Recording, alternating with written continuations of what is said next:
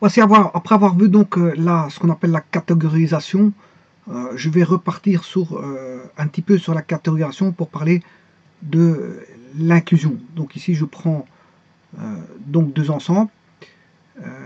Dans ces deux ensembles seront dénommés, ils contiennent des éléments. On aura l'ensemble A et l'ensemble B. Voilà, l'ensemble A et l'ensemble B. Bon, les éléments ici, l'ensemble ici est indéfini, dans le sens où on ne sait pas exactement ce qu'il y a dedans. Indéfini dans le sens où les éléments que l'on peut mettre indéfinis, je m'excuse, les éléments qu'on va mettre à l'intérieur, bon, ne sont pas définis, c'est ça que je veux dire indéfini. Bon, c'est pour ça que je ne vais même pas mettre des croix pour représenter les éléments, parce que ce sont des éléments indéfinis, on ne sait pas imaginer ce que c'est. Vous pouvez imaginer tout ce que vous voulez. Donc ce sont des éléments qui sont indéfinis. Voilà.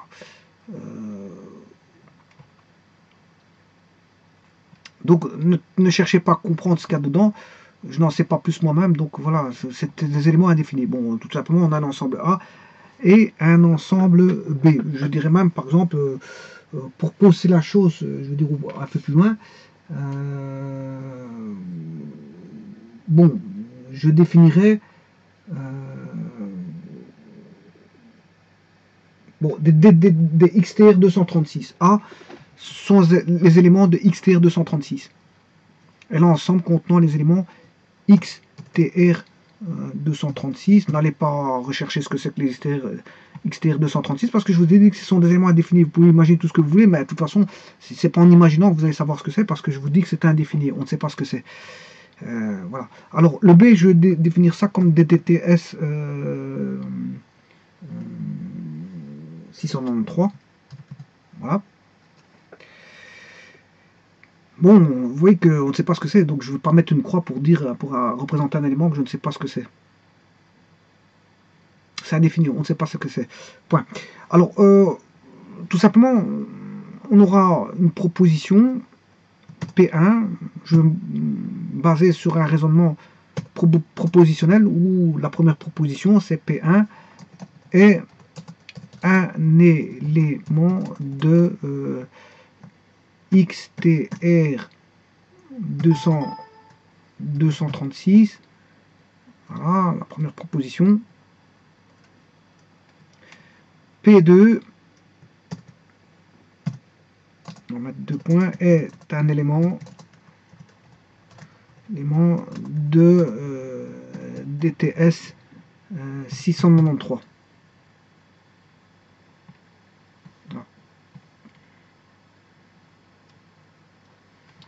Voilà, les deux propositions sont ici.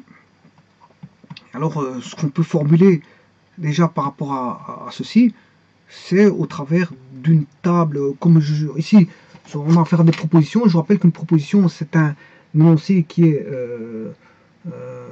vrai dans certaines conditions, et faux dans d'autres conditions, mais dont on peut décider dans toute situation donnée s'il est vrai ou faux. Donc on a un critère décisionnel qui permet de dire la véracité de la proposition ou pas, de l'énoncé ou pas. Si l'énoncé est vrai ou faux. Alors je vous rappelle que si c'est vrai, on peut dire que c'est non, c'est non. Je m'excuse. Si c'est vrai, c'est oui. Et si c'est oui, ben, on peut dire que c'est true. Si c'est faux, on peut dire que c'est non. Et si c'est non, on peut dire en anglais que c'est false. Voilà. Moi, je compte utiliser voilà l'expression booléenne anglaise, c'est-à-dire true ou false. Et à partir de là, de créer une table de vérité pour laquelle on a deux propositions, P1, P2, donc j'ai deux exposants, deux propositions, hein, ce qui fait on aura 4 possibilités dans une table de vérité, deux possibilités de placer les propositions dans une table de vérité. Alors, on aura bien sûr P1 qu'on va confronter avec P2 et voir ce qu'il en est. de tout ça. Voilà. Alors, on peut avoir un cas de figure pour P1, il peut être true, true, false, false. Vous voyez les quatre possibilités que je vous ai calculées, 2 exposant 2, parce qu'on a deux variables P1, P2. True, false, true, false. Voilà.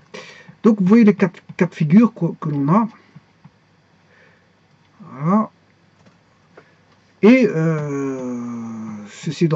j'ai choisi d'opter pour la variable booléenne anglaise, hein, true false plutôt que vrai ou faux, oui ou non. C'est mon choix. Voilà. Alors, étant donné ceci, bon, je vais les placer dans le diagramme, de l'Erven. Voilà. True, true, c'est quand on est ici. Hein. Bon, true, true, ouais.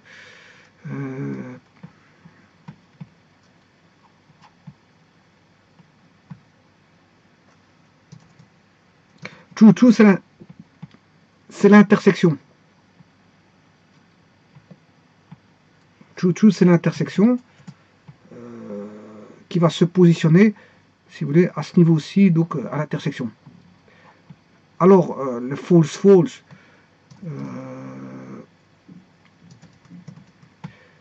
c'est tout ce qui est extérieur, c'est-à-dire ne faisant pas partie d'aucun des ensembles.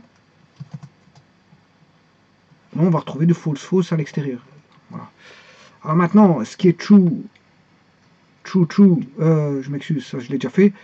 True, false, c'est proposition P1 qui est vraie, c'est-à-dire P1 est un élément de XTR 236, mais c'est l'ensemble situé à gauche. Donc la partie d'ensemble qui est la partie d'ensemble A qui ne fait pas intersection avec B. Voilà, donc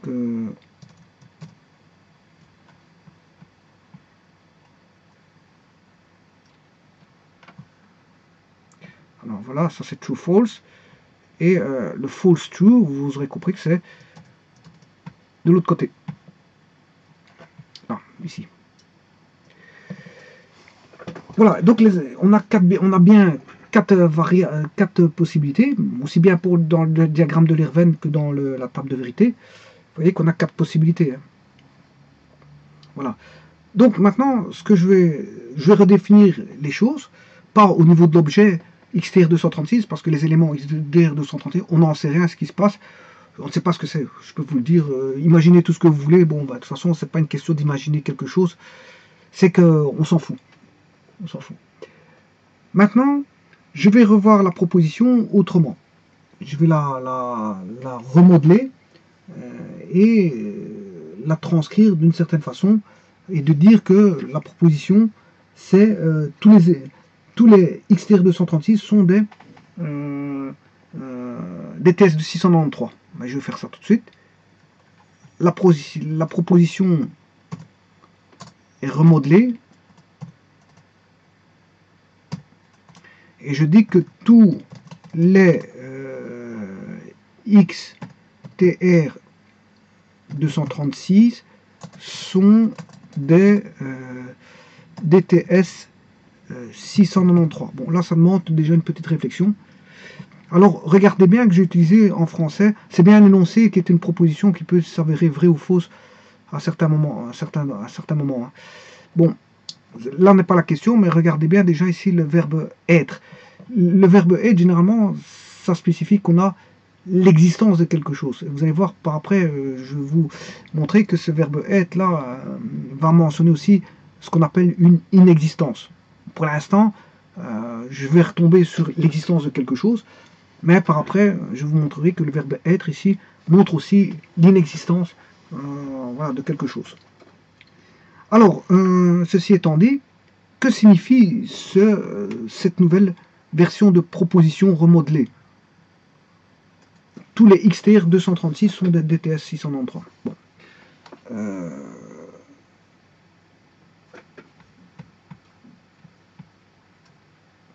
Eh bien, tous les éléments XTR 236 sont des éléments, de l'ensemble de DTS 693. Bon, est-ce que ça voudrait dire que par rapport à l'ancienne version de proposition P1 et P2, tous les XTR 236 sont des DTS 693. est-ce qu'il est aussi bien P1 et P2? Est-ce qu'un élément, en disant tous les XTR 236 sont des DTS 693, est-ce que ça veut dire que tous les éléments, tout élément est élément de XTR 236 et tout élément est élément de DTS 693? En disant tous les XTR 236 sont des DTS 693. Tous les XTR 236 sont des DTS 693. Eh ben, c'est de dire que déjà tout élément de XTR 236 est élément de DTS 693. Donc elle vérifie cette conditionnalité ici. Le P vérifie ceci. Le P vérifie ceci. Voilà. Alors, est-ce qu'il vérifie l'extérieur? Est-ce qu'il va se situer à l'extérieur? Non. Parce qu'en fait, si tous les XTR 236 sont de DTS 693, on ne saura pas avoir. P1 n'est pas un élément de XTR 236. Un élément n'est pas élément de XTR 236 et un élément n'est pas élément de DTS 693. C'est complètement faux. Donc, je peux enlever ce cas de figure-là. Et là, est-ce que je peux dire que en disant tous les XTR 236 sont de DTS 693, mais c'est de dire aussi que un élément de XTR 236, un élément n'est pas de XTR 236, mais est un élément de DTS 693. Ça, on peut le dire. Donc il y a deux cas de figure où c'est vérifié. La proposition vérifie, si vous voulez, celui-là et celui-ci.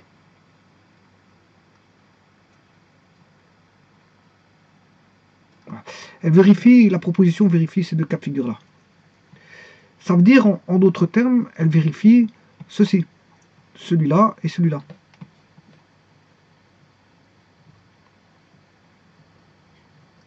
Voilà. Il va vérifier aussi bien ceci que ceci.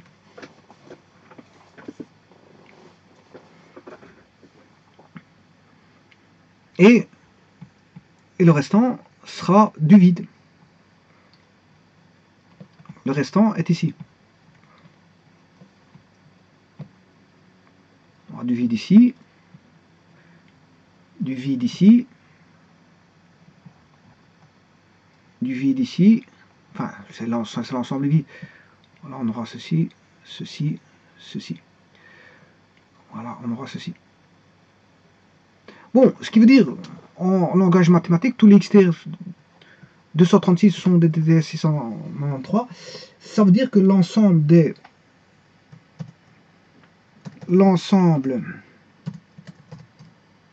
des XTR 236 est inclus dans l'ensemble DTS 693. Voilà le vrai langage mathématique, c'est de dire que le XTR 236 voilà, est inclus mathématiquement, on va écrire ça comme ça, est inclus dans les DTS, l'ensemble des éléments, l'ensemble des XTR 236, voilà, est inclus là-dedans.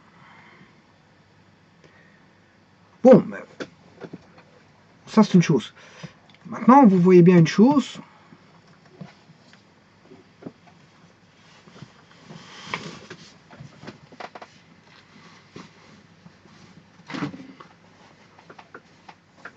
Une chose, c'est que on peut écrire que l'XTR 236 moins, attention que le moins se met comme ceci, pas dans l'autre sens, hein, parce qu'il y a le slash et black slash. Ici on n'est pas en informatique, donc on n'utilise pas les termes anglais slash, black slash. Généralement, quand on fait de la configuration, je veux dire, de dossier, c'est voilà, un élément qui est comme ceci. Je vais exagérer dans l'écriture, il est comme ceci. Et pas dans ce sens-là. Hein. Attention, c'est pas celui-ci, c'est celui-ci. Quand vous faites un dossier, c'est ça. Et ici, en mathématiques, c'est le symbole-là qui prime. C'est ce symbole-là qui est pris en compte. Donc, c'est du haut gauche vers la droite bas. Voilà. Donc, c'est le symbole-là. C'est ça que j'ai mis. Et donc, ça, XTR 236 moins DTS 693 égale l'ensemble vide.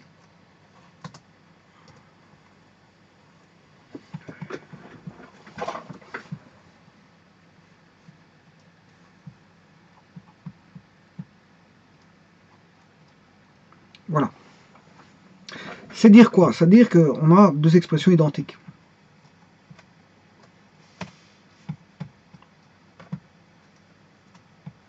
Que ceci, A est inclus à B, dire ceci, ben, c'est dire la même chose que ceci, que A moins B égale le vide.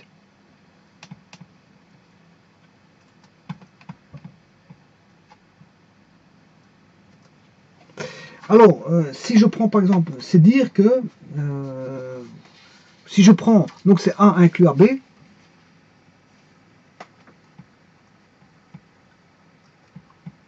dire A inclus à B, ça équivaut à dire que ben, A moins B égale l'ensemble vide.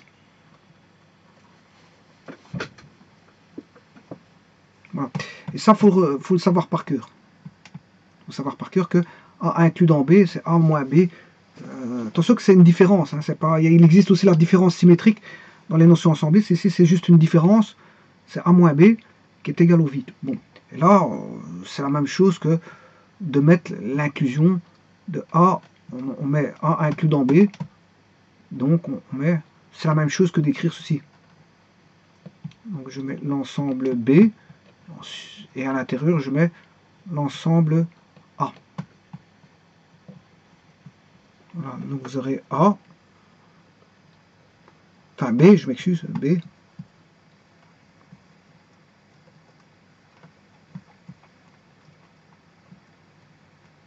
B, et là on a A. Alors par exemple, je prends un exemple. Si je mets ABC, A avec une croix, B, C, je mets D, B, je fais A, B, C, moins A, B, C, D, eh bien ça fait bien l'ensemble vide. Hein. Parce que, voilà, j'enlève le A. J'enlève de l'ensemble A, j'enlève A, petit a, l'élément petit a. J'enlève le B. Voilà. Et j'enlève le C, donc il ne reste plus rien dans A. Si j'enlève tout de A, B, C, D, j'enlève le A, ben voilà, j'ai plus rien.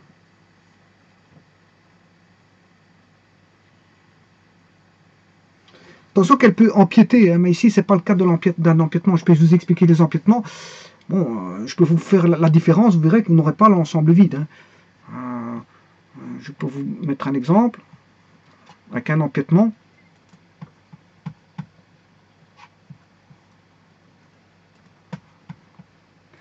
Alors, je prends un ensemble, un deuxième ensemble ici. On va faire ça comme ça. Voilà.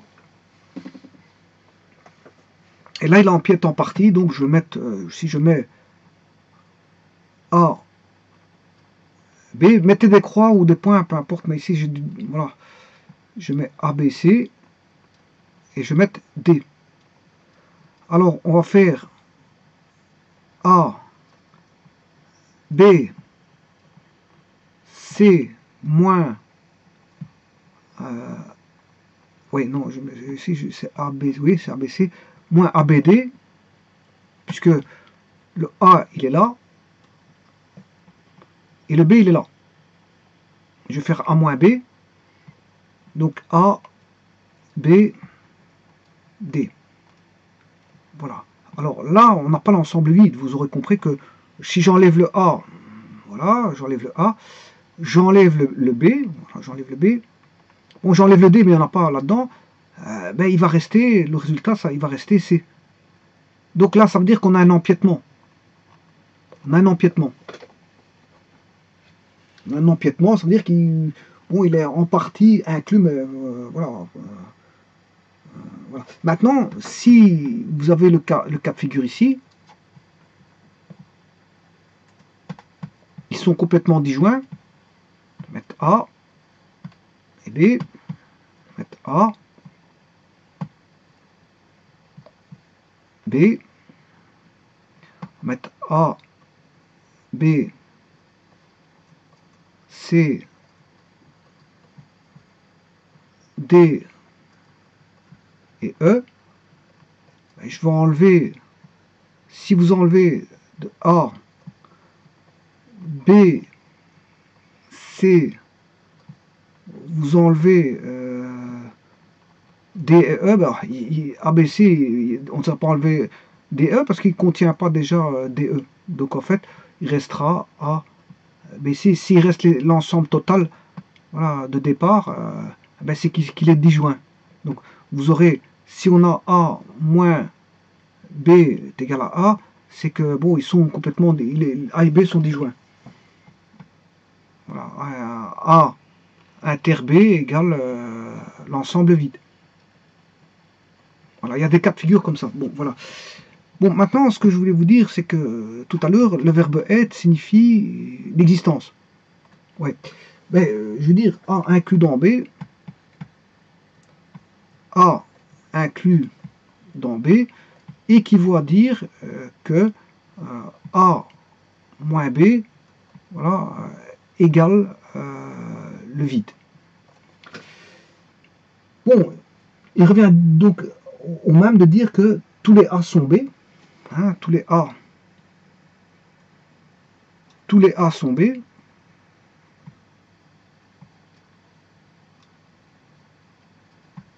Vous allez comprendre, hein, prenez ça comme je prends en tant que proposition, vous allez vite comprendre ce que je veux dire, je prends des exemples.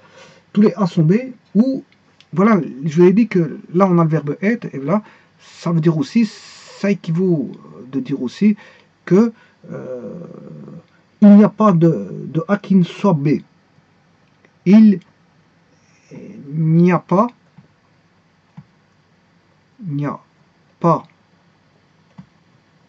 de A qui ne soit B. Qui ne soit... Vous voyez qu'on a l'existence, enfin ici c'est un B minuscule, je m'excuse, qui ne soit... Mais vous voyez qu'ici, ce qui se passe, c'est que on a l'existence ici, et le verbe être définit aussi une inexistence. Ça veut dire que si je prends un exemple, je peux prendre quelques exemples, hein. Le multiple de 8, comme j'ai fait dans un exercice, les multiples de 8 sont pairs. Ça équivaut à dire qu'il n'y a pas de multiple de 8 impair. C'est ce que ça veut dire. Voilà. Donc les multiples de 8 sont pairs, il n'y a pas de multiple de 8 impair. Alors, un exemple qu'on étudie quand on étudie comment est-ce qu'on appelle ça, les logiques de proposition qui revient assez souvent, c'est à propos des hommes mortels.